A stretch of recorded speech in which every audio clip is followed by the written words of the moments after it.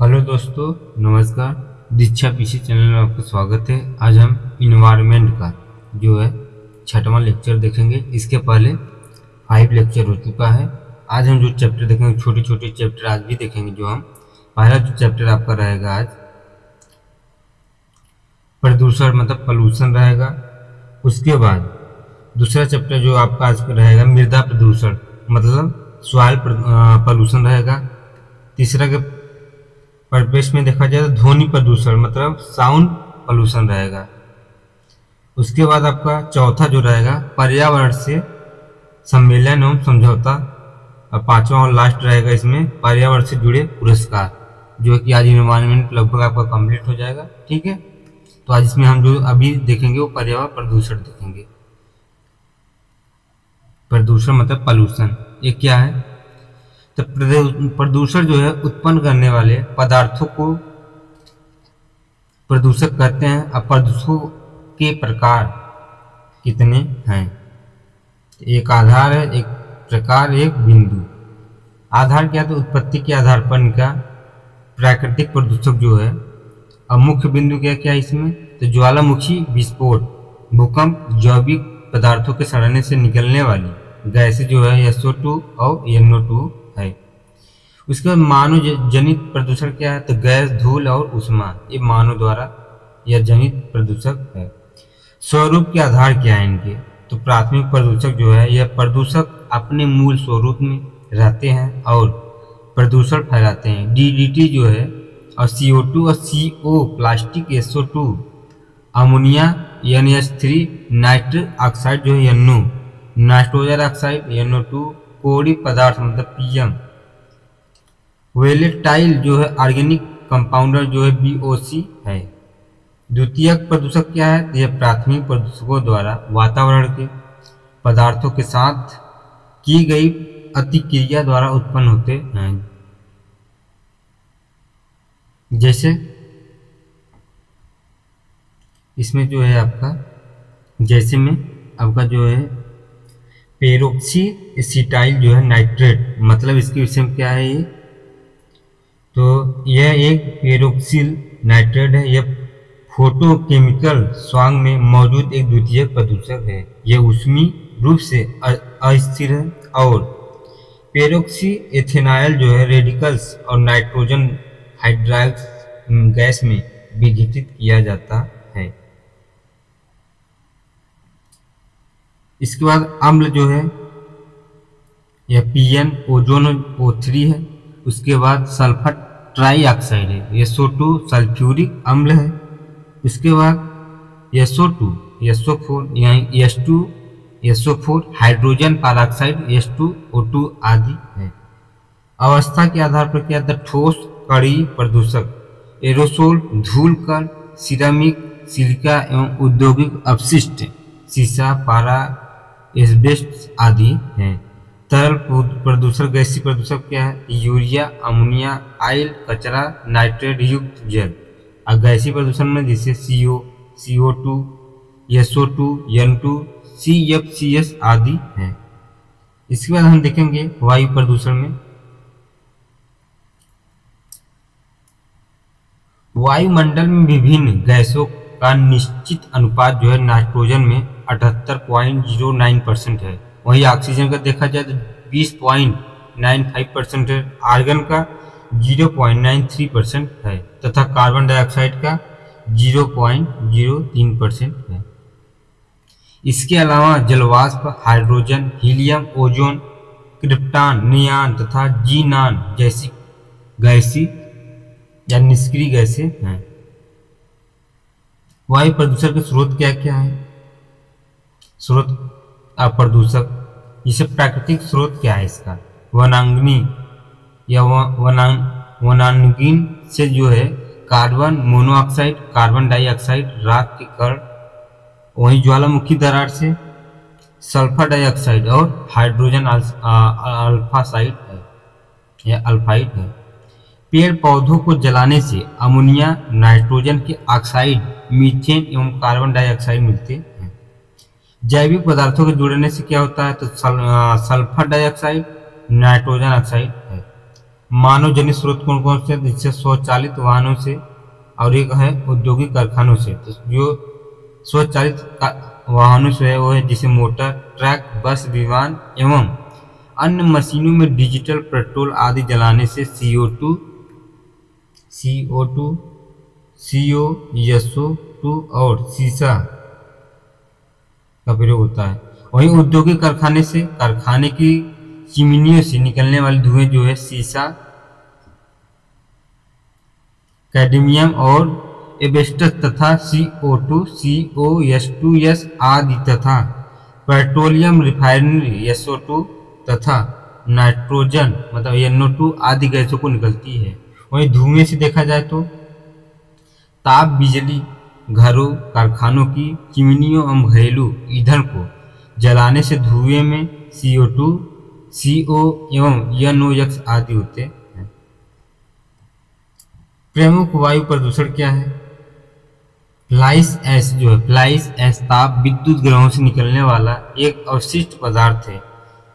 Flies ऐश का उपयोग ईंट के निर्माण, कंक्रीट के कुछ पोर्टलैंड सीमेंट के स्थापन्य के रूप में किया जाता है। वहीं फ्लाइस ऐश में सिलिकॉन डाइऑक्साइड, एल्युमिनियम ऑक्साइड और कैल्शियम ऑक्साइड होता है। फ्लाइस ऐश में अन्य विषाक्त तत्व में से boron, mercury, strontium, thallium, cadmium और क्रोमियम आदि होते हैं। इसके बाद एरोसोल क्या है? सूक्ष्म ठोस कणों, तरलु या तरल बिंदु के हवा या किसी अन्य गैसों में कोलाइड को एरोसोल कहा जाता है। इसके तरल या ठोस कणों का व्यास जो है 1 माइक्रोन या सबसे या उससे भी छोटा होता है। धूल कणों के प्रदूषण रोकने में अशोक वृक्ष लाभकारी है। एरोसोल का उपयोग डिओड्रेंट, रंग एवं अन्य स्पेस आधारित उत्पादों में तथा कीटनाशकों में होता है। एरोसोल के मुख्य स्रोत मृदा आधारित धूल, समुद्री नमक या नमक, औद्योगिक धूल, पादप कचरा आदि हैं। प्राकृतिक एरोसोल की पर्यावरण के लिए अच्छे होते हैं, बादल बनाने में सहायक भी होते हैं। मानव जनित एरोसोल पृथ्वी की सौर विकिरण अवशोषण क्षमता में कमी करते हैं। एरोसोल फेफड़े संबंधी बीमारियों को बढ़ावा देता है। इसके बाद अगला आपका है कणकीय पदार्थ मतलब PM। यह अत्यंत छोटे आकार के ठोस धूल कण हैं। यह 10 माइक्रोन से बड़े आकार के होते हैं।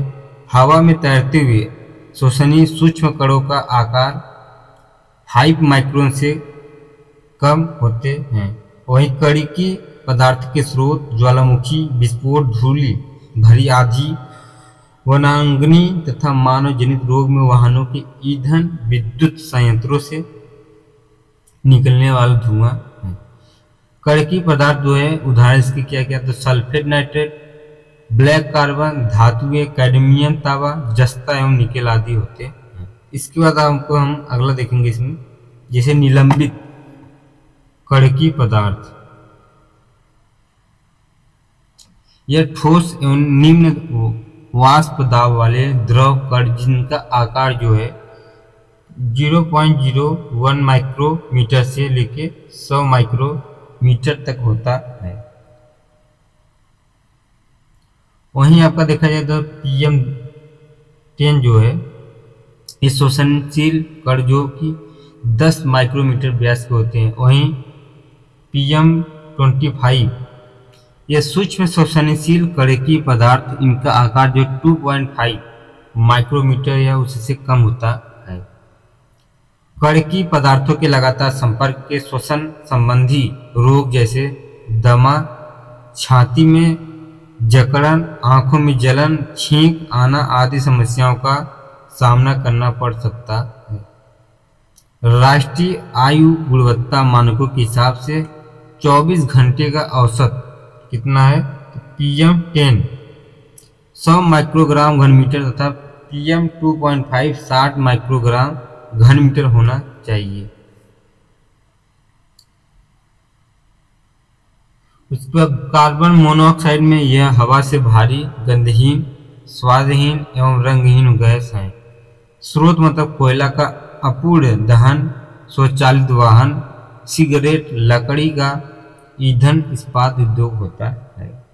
इसका सर्वाधिक उत्पादन यातायात संबंधी वाहनों से लगभग 75% होता है। यह रक्त में उपस्थित हीमोग्लोबिन की ऑक्सीजन वहन क्षमता को बिल्कुल कम कर देती है, जिससे मनुष्य की मृत्यु हो जाती है। इसके बाद अगला है कार्बन डाइऑक्साइड। यह रंगहीन, स्वादहीन गैस है। यह जल, इथेनॉल में घुलनशील है। अधिक मात्रा में जीवाश्म ईंधन मतलब कोयला, पेट्रोलियम आदि के दहन से तथा उन्मूलन के कारण CO2 की मात्रा में लगातार बढ़ोतरी हो रही है। CO2 की अधिकता से ग्रीन हाउस गैसों में बढ़ोतरी से वैश्विक तापमान में बढ़ोतरी हो रही है। अब पर्यावरण में CO2 की अधिकता से श्वसन संबंधी दिक्कतों का सामना करना पड़ता है। नाइट्रोजन के ऑक्साइड क्या है? तो इसका उत्पादन उच्च तापीय दहन और झंझावातों के दौरान आसमान में बिजली के उत्पादन से होता है, जिससे वायु में उपस्थित नाइट्रोजन और ऑक्सीजन की प्रतिक्रिया द्वारा नाइट्रिक ऑक्साइड का उत्पादन होता है। नाइट्रिक ऑक्साइड और ज़्यादा ऑक्सीजन के साथ प्रतिक्रिया कर नाइट्रोजन डाइऑक्साइड बनाती है। स्रोत में विद्युत संयंत्र, स्वचालित वाहन एवं इस्पात होगा। प्रभाव में श्वसन संबंधी समस्या, दमा, अम्ल वर्षा, धुंध युक्त हवा है। इसके बाद सल्फर डाइऑक्साइड क्या है? तो स्रोत मतलब ताप, विद्युत संयंत्र, खनिज हेतु परिशोधनशालाएं, इस्पात होगा तथा स्वचालित वाहन है। श्वसन संबंधी बीमारियां, अम्ल वर्षा में योगदान एवं पेड़ों की वृद्धि में बाधा है। क्लोरोफ्लोरोकार्बन क्या है? ये क्लोरीन तथा कार्बन तत्वों के साधारण यौगिक हैं। स्रोत मतलब स्पेक्स, प्लास्टिक, अग्निशामक यंत्र, एयर कंडीशनर एवं प्रतिष्ठितक है। इसके बाद प्रभाव में ओजोन परत का क्षय जो है तापमान वृद्धि में सहायक होता है। मीथेन क्या है? स्रोत मतलब धान के खेत, कोयला, खदानें, जुगाली करने वाले पशु, समुद्री जल, प्रभाव ग्रीन हाउस गैस है। अधिक सांद्रण से दम घुटने लगता है। वैश्विक तापमान में वृद्धि क्या है? प्रकाश, रासायनिक धूम या धूम्र, स्मोक, धुंध और कुहरे का मिला हुआ स्वरूप है। निर्माण में सूर्य के प्रकाश की उपस्थिति में नाइट्रोजन डाइऑक्साइड, ओजोन तथा पैराक्सी एसिटिल नाइट्रेट PAN की पारस्परिक अभिक्रिया द्वारा इसका निर्माण होता है। प्रभाव इसकी सांद्रता से सिरदर्द, छाती में दर्द, गले का शुष्क होना, खांसी और सांस में रुकावट होता है। पैराक्सी एसिटिल नाइट्रेट क्या है? यह प्रकाश, रासायनिक धूम्र, कुहरे में पाया जाता है। प्रभाव में जब इथेनॉल का उपयोग वाहनों में ईंधन के रूप में किया जाता है तो इसका निर्माण जो है हानिकारक हो जाता है। यह एक द्वितीय प्रकार या प्रकाश का वायु प्रदूषक है। इससे आंखों में जलन होती है तथा चर्म कैंसर होने की खतरा भी बनती रहती है। धूलकणों से होने वाले रोग कौन कौन से हैं? यहाँ देखिए क्वेश्चन बनता है। धूलकण से इसे रोग में मैग्नीज के धूलकण जो है आपका निमोनिया एवं सांस की बीमारी होती है। कोयले के धूलकण में एंथ्रोपोसिस रोग। तीसरा कपास के धूलकण में बिसिनोसिस रोग। लोहे के धूलकण में सिडरोसिस रोग।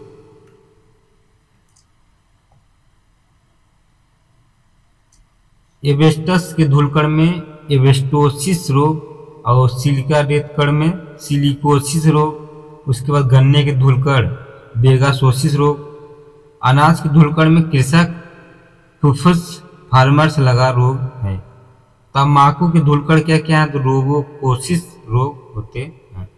इसके बाद अगला हम देखेंगे जल प्रदूषण क्या है। विभिन्न स्रोतों एवं भंडारों के जल के भौतिक, रासायनिक एवं जलीय विशेषताओं में प्राकृतिक तथा मानव जनित प्रक्रियाओं एवं कारणों से उस सीमा का या उस सीमा तक अवनयन एवं गिरावट को जल प्रदूषण कहते हैं। स्रोत के आधार पर जल प्रदूषण क्या है? औद्योगिक प्रदूषण में औद्योगिक अवशिष्ट जल एवं रासायनिक प्रदूषक जैसे chloride, sulphide, carbonate, ammonial, nitrogen, nitrites एवं नाइट्रेट्स, भारी तात्विक पदार्थ जैसे पारा, सीसा, जस्ता, तांबा, कार्बनिक, रासायनिक, यौगिक, रेडियो एक्टिव अवशिष्ट है। कृषि क्रिया से उत्पन्न प्रदूषक क्या है? उर्वरक, कवकनाशी, शाकनाशी, कीटनाशी, जीवाणुनाशी तथा पौधों के अवशिष्ट भाग है। नगरीय प्रदूषक क्या है? तो नगरीय सीवेज जल में उपस्थित विभिन्न आयन जानवरों एवं मनुष्य के मृत शरीर से उत्पन्न फास्फेट तथा नाइट्रेट आयन है। प्राकृतिक प्रदूषक क्या है? तो ज्वालामुखी, राख तथा धूल, अपक्षय तथा अपरदन से उत्पन्न अवसाद, भूस्खलन से उत्पन्न मलबा एवं वियोजित जैविक पदार्थ आदि है। तेल रिसाव क्या? तो यह प्रमुख महासागरीय प्रदूषकों में से एक है। इसका प्रमुख जो है कारण क्या क्या है? तो सागरीय परिवहन के दौरान भूमिगत भंडारण, टैंक में रिसाव या तटीय जल में पेट्रोलियम हाइड्रोकार्बन के मिलने से होता है। भूजल प्रदूषण क्या है? तो भूजल में उपस्थित आर्सेनिक, फ्लोराइड, नाइट्रेट, कैडमियम एवं यूरेनियम है। इसके बाद प्रमुख जल प्रदूषण में क्या क्या था? नाइट्रोजन में नाइट्रोजन के अत्यधिक उत्सर्जन से जल प्रदूषण बढ़ता है। कृषि क्रिया द्वारा सर्वाधिक नाइट्रोजन उत्सर्जन होता है। डाइक्लोरोडाइफेनिल ट्राइक्लोरोएथिल मतलब DDT, यह एक रंगहीन, स्वादहीन, गंधहीन रासायनिक यौगिक है जो कीटनाशक के रूप में प्रयुक्त होता है। आर्सेनिक क्या क्या? यह भूजल प्रदूषण का प्रमुख प्रदूषक है। भारत के 7 राज्य जिसे पश्चिम बंगाल, झारखंड, बिहार, उत्तर प्रदेश, असम, मणिपुर, छत्तीसगढ़ इस समस्या से प्रमुख रूप से प्रभावित है। इसके बाद WHO के अनुसार आर्सेनिक का सुरक्षित 10 माइक्रोग्राम लीटर है। आर्सेनिक द्वारा उल्टी, डायरिया इत्यादि एवं दीर्घकालिक रूप से त्वचा कैंसर, हृदय रोग तथा मस्तिष्क संबंधी बीमारियां तथा ब्लैक फुट बीमारी होते हैं। फ्लोराइड क्या है? तो भारत के उत्तर प्रदेश, मध्य प्रदेश, बिहार और राजस्थान राज्य का फ्लोराइड प्रदूषण की समस्या से प्रभावित है। फ्लोराइड के आधिक्य से फ्लोरोसिस रोग को हो जाता है जिसमें हड्डियों एवं दांतों का क्षय होता है। घुटने के जोड़ों के दर्द को नाक-नी सिंड्रोम कहा जाता है। यूरेनियम क्या है? यूरेनियम एक WHO के पेयजल मानक के तहत 30 माइक्रोग्राम लीटर है। पानी में यूरेनियम की उपस्थिति से गुर्दे संबंधित खतरनाक बीमारियां हो सकती है। नाइट्रेट क्या क्या है? तो पीने के पानी में नाइट्रेट की अधिकतम सीमा जो है 50 ppm है। नाइट्रेट की अधिकता से बच्चों में ब्लू बेबी सिंड्रोम या मेथोमोग्लोबिनियो नामक रोग हो जाता है। इस बीमारी में शिशु का खून पर्याप्त मात्रा में ऑक्सीजन को प्रभाव नहीं कर पाता जिससे शिशु का शरीर नीला पड़ जाता है। कैडमियम क्या क्या है? तो पेयजल में उपस्थित कैडमियम से फेफड़ों का कैंसर तथा इटाई नामक बीमारी हो जाते हैं। इसमें हड्डियों और जाइड्स में कोमलता के साथ किडनी खराब हो जाती है। इसके बाद आपका आता है जल प्रदूषण से संबंधित विभिन्न स्थितियां क्या क्या है। जैविक ऑक्सीजन मांग या BOD, यह ऑक्सीजन की वह मात्रा है जो सामान्य ताप पर किसी जल के 1 लीटर भाग को 5 दिन में सूक्ष्म जीवों में उपापचयी क्रिया के लिए आवश्यक होता है। BOD क्या जल प्रदूषण के मानक निर्धारण का एक घटक है। सामान्यतः नदियों में BOD का स्तर जो है 10 mg लीटर होना चाहिए। वहीं सुपोषण में वृद्धि से BOD में वृद्धि होती है। रासायनिक ऑक्सीजन मतलब मांग COD क्या है? COD वास्तव में उस कुल ऑक्सीजन का माप है जो जल में उपस्थित कुल कार्बनिक पदार्थों, जैव क्षयकारी तथा जैव अक्षयकारी के ऑक्सीकरण के लिए आवश्यक है। जल में उपस्थित अकार्बनिक पदार्थों में क्रिया प्रतिक्रिया हेतु आवश्यक ऑक्सीजन की मांग को COD कहते हैं। COD की संहीता मात्र 20 mg/लीटर है। COD का मान सदैव BOD के मान से अधिक होता है। इसका घुलित ऑक्सीजन DO2 ये क्या है? DO मतलब कार्बनिक और अकार्बनिक अवशिष्ट की उपस्थिति जल में घुलित ऑक्सीजन की मात्रा में कमी कर देती है। जल में घुलित ऑक्सीजन की मात्रा वह है जो जलीय जीवों के श्वसन के लिए आवश्यक होती है। यदि घुलित ऑक्सीजन की मात्रा 8 मिलीग्राम/लीटर से कम है तो वह जल प्रदूषण माना जाता है। मानक में क्या क्या है? तो पेयजल में 5 मिलीग्राम/लीटर, स्नान में 4 मिलीग्राम/लीटर है। सुपोषण क्या है? जब जल में प्रदूषण बढ़ता है तो प्रदूषक पदार्थों में कुछ ऐसे पदार्थ होते हैं जैसे नाइट्रोजनस तथा फास्फोरस के अधिक्य से जल निकायों में पादप सुपोषण बढ़ता है तथा कुछ सूक्ष्म जीवों की संख्या में वृद्धि हो जाती है, जिसमें पादप, प्लवक, शैवाल की अतिशय वृद्धि होती है, जिसे शैवाल प्रफुष्टन कहा जाता है। कुछ जीवों की वृद्धि से घुली हुई ऑक्सीजन की मांग बढ़ जाती है। ऑक्सीजन की मांग बढ़ने से ऑक्सीजन की कमी से कई सूक्ष्म जीवों का विनाश हो जाता है। और शैवाल प्रफुष्टन मछलियों के लिए भोजन का कार्य करती है, जिससे सुपोषण मछलियों की वृद्धि को बढ़ाता है। नदियों में प्रदूषण की स्थिति क्या है? एक साइड नदी है और प्रदूषण के कारण अन्य नाम, जैसे दामोदर नदी जैविक मरुस्थल है, गोमती नदी जैविक आपदा है, नोयल नदी जो है मृत सरिता है, यमुना नदी ग्रीन सूप है।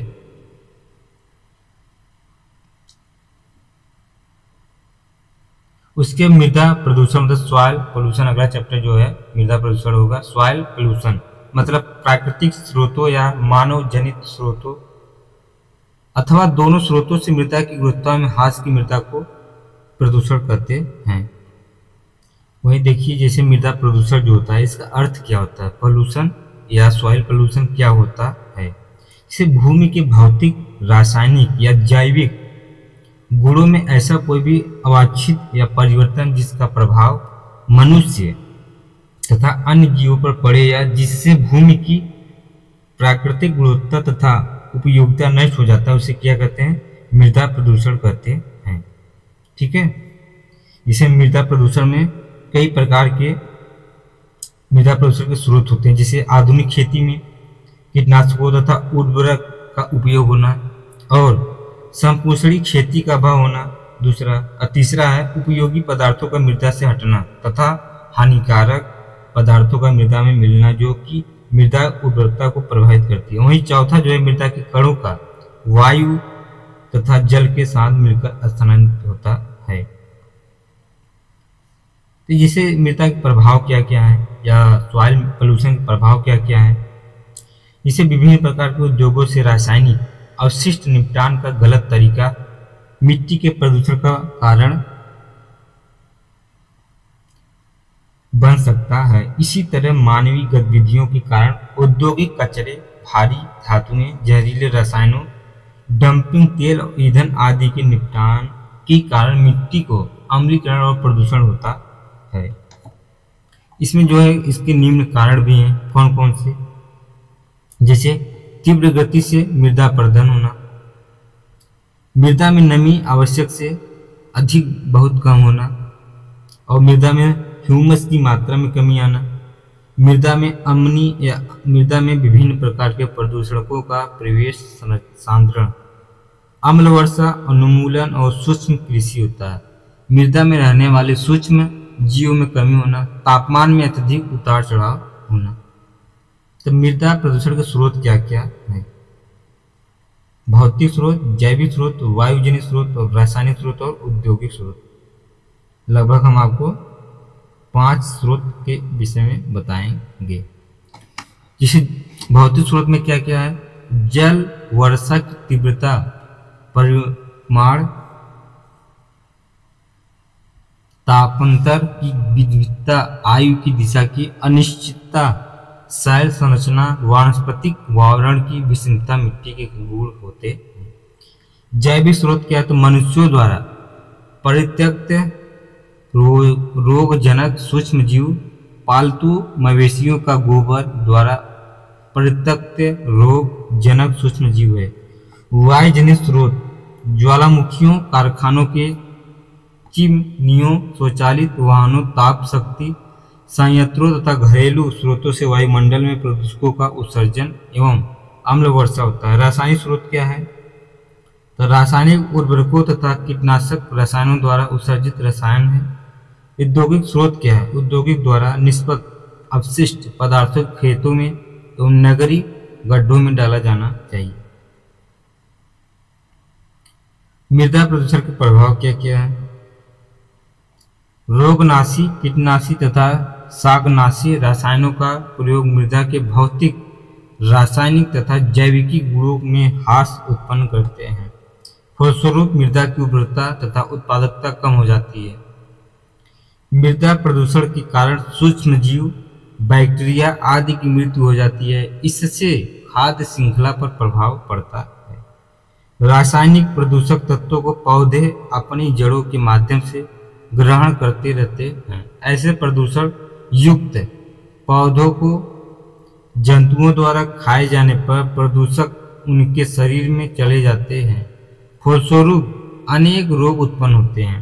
मृदा प्रदूषण से मृदा अपरदन, मृदा अम्लीकरण या मृदा क्षारीकरण आदि घटित होता है, जिससे मृदा की उर्वरता एवं जल धारण क्षमता में कमी आती है। इसके बाद अगला है ध्वनि प्रदूषण, मतलब साउंड पॉल्यूशन। जैसे ध्वनि प्रदूषण में इसके जो पहला इसमें ध्वनि प्रदूषण का स्रोत क्या है, ध्वनि प्रदूषण नियंत्रण के उपाय क्या हो सकते हैं, और ध्वनि प्रदूषण से होने वाले रोग क्या हो सकते हैं, ध्वनि प्रदूषण के प्रभाव क्या है, और ध्वनि प्रदूषण नियंत्रण कानून क्या बना है। जिसे किसी वस्तु से उत्पन्न होने वाली सामान्य आवाज को ध्वनि या साउंड कहा जाता है। जब ध्वनि की तीव्रता अधिक हो तथा सुनने वाले के लिए रुचिकर न हो तो उसे शोर, नॉइस कहा जाता है। उच्च तीव्रता वाली ध्वनि अर्थात शोर के कारण मानव वर्ग में उत्पन्न अशांति एवं बेचैनी की दशा को ध्वनि प्रदूषण कहते हैं। जैसे में उद्योगों का शोर, पत्थरों की काटना, तेजी चिल्लाना, वाहनों का शोर आदि होता है। जैसे में ध्वनि की तीव्रता को मापने के लिए कितने डेसिबल में, ध्वनि की तीव्रता को नापने के लिए कितने डेसिबल में इकाई निर्धारित की गई है। जैसे डेसिबल मापक 0 से प्रारंभ होता है। विश्व संगठन या विश्व स्वास्थ्य संगठन ने ध्वनि की उच्चता का स्तर दिनों में कितना 45 डीबी से लेकर 35 डीबी के निश्चित किया गया था।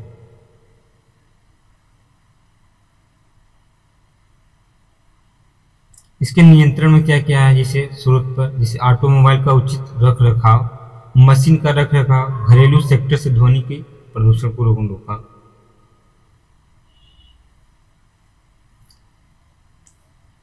इसके बाद इसमें उच्च तीव्रता वाली ध्वनि के कारण मानव वर्ग में उत्पन्न अशांति एवं बेचैनी की दिशा को या दशा को ध्वनि प्रदूषण कहते हैं।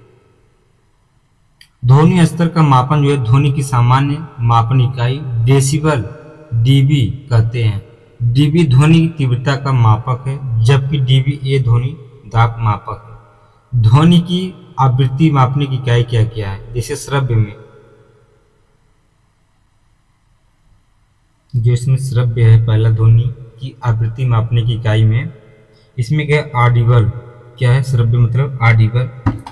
इसमें क्या है कि 20 हर्ट्ज से 20,000 हर्ट्ज तक की आवृत्ति जो है, इस आवृत्ति को मनुष्य के काम सुन सकते हैं। इसे मनुष्य का श्रव्य या पराश्रय कहते हैं। पराश्रव्य क्या है? तो पराश्रव्य जैसे अल्ट्रासोनिक पराश्रव्य का 20,000 हर्ट्ज से अधिक की आवृत्ति वाली ध्वनि तरंगों का पराश्रव्य ध्वनि तरंग कहते हैं। वहीं पर अश्रव्य क्या है? मतलब इंफ्रासोनिक, मतलब 20 हर्ट्ज से कम आवृत्ति वाली ध्वनि तरंगे अश्रव्य ध्वनि तरंगे कहलाती हैं। इन्हें मनुष्य नहीं सुन सकते हैं, किंतु कुत्ता, बिल्ली, चमगादड़ आदि सुन सकते हैं। इसके बाद आपका ध्वनि प्रदूषण के कारण क्या क्या है? घरेलू कारण मतलब TV, cooler, washing machine, vacuum cleaner, juicer, mixer आदि हैं। वहीं दूसरा देखा जाए तो व्यावसायिक एवं औद्योगिक कारण में printing press, air compressor, hammer, bulldozer, loader, truck आदि होते हैं। परिवहन में एयरक्राफ्ट, ट्रेन, मोटर गाड़ी आदि। सामाजिक धार्मिक स्थल में बाजार, पूजा स्थल, डिस्को शादी आदि के स्थल होते हैं। प्राकृतिक कारण में कारक क्या है? तो बादलों की गरज, तूफान, सुनामी, वर्षा तथा ओलावृष्टि आदि हैं। ध्वनि प्रदूषण के दुष्प्रभाव क्या क्या हैं? तो ध्वनि प्रदूषण द्वारा मानव वर्ग पर पड़ने वाले प्रतिकूल प्रभावों के अंतर्गत बोलने में व्यवधान, चिड़चिड़ापन, नींद में व्यवधान, कार्य क्षमता में कमी आदि शामिल होते हैं। ध्वनि की तीव्रता जब 90 dB से अधिक हो जाती है तो लोगों की श्रवण क्रियाविधियों में विभिन्न मात्रा में श्रवण क्षीणता होती है। दीर्घ अवधि जो है आपका ध्वनि प्रदूषण के कारण लोगों में न्यूरोटिक मेंटल डिसऑर्डर हो जाता है, मांसपेशियों में तनाव तथा खिंचाव हो जाता है तथा स्नायुओं में उत्तेजना हो जाती है। उच्च शोर के कारण क्या क्या होता है? उच्च रक्तचाप, उत्तेजना, हृदय रोग, आंख की पुतलियों में खिंचाव तथा तनाव, मांसपेशियों में खिंचाव, पाचन तंत्र में व्यवस्था, मानसिक तनाव एवं अल्सर जैसे रोग हो जाते हैं। विस्फोटों तथा सोनिक बूम की अचानक अति उच्च ध्वनि के कारण गर्भवती महिलाओं में गर्भपात भी हो सकता है। सड़कों के किनारे हरे वृक्ष कतार खड़ी करके ध्वनि प्रदूषण से बचा जा सकता है। वृक्षारोपण के माध्यम से ध्वनि प्रदूषण को नियंत्रित करने की तकनीक को ग्रीन मफलर कहते हैं। ध्वनि स्रोत और ध्वनि आवृत्ति। पत्तियों की खड़खड़ाहट क्या 10 dB, फुसफुसाहट 30 dB, टाइपराइटर 50 dB, शेर की दहाड़ 100 dB, जेट इंजन की आवाज़ जो है 120 dB, रॉकेट इंजन जो है 180 dB, ज्वालामुखी विस्फोट क्या है 190 dB होता है।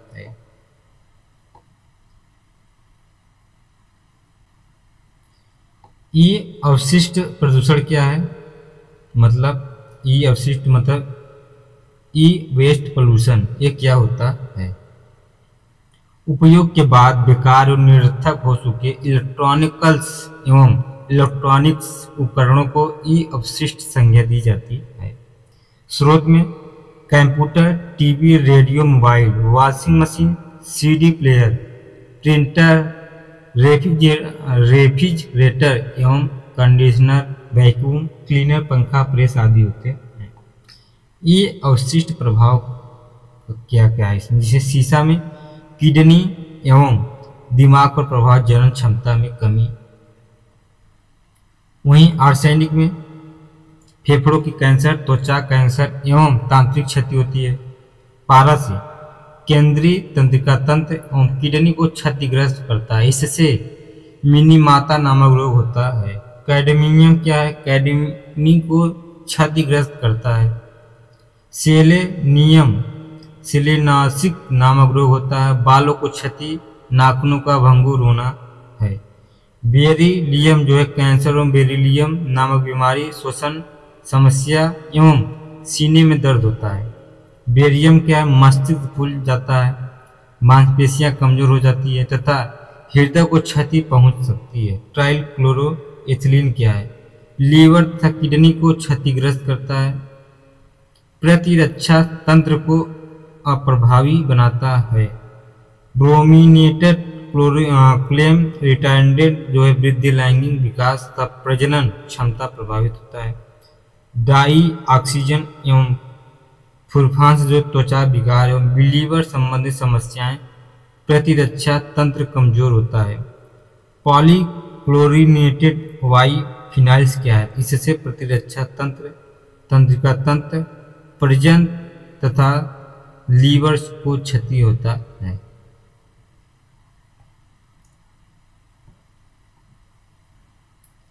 अब इसके बाद ये देखिए आप लोग का कंप्लीट हो चुका है। ठीक है, इन्वायरमेंट आज का कंप्लीट हो चुका है। ठीक है, लगभग 5 लेक्चर में आप लोग इसको अच्छे से देखिएगा और जो भी सुझाव आप कमेंट में हमको शेयर कर सकते हैं। अब इसके बाद हम जो आपका टॉपिक सब्जेक्ट लाएंगे वो आपका लाएंगे जियोग्राफी।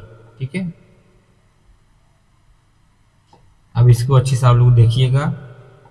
कल से लगभग हम आपका टेस्ट सीरीज चालू कर देंगे। अब टेस्ट सीरीज आपका 2 से 3 दिन के बाद टेस्ट सीरीज आने लगेगा। आपको लगातार आप लोग प्रैक्टिस करिए क्योंकि समय धीरे धीरे नज़दीक आ रहा है। और एक हम मैराथन क्लास हिंदी का भी लेंगे। ठीक है, उसमें 6 चैप्टरों का पिछले साल का जो पेपर हुआ है उसको भी हम करा देंगे। ठीक है, धन्यवाद।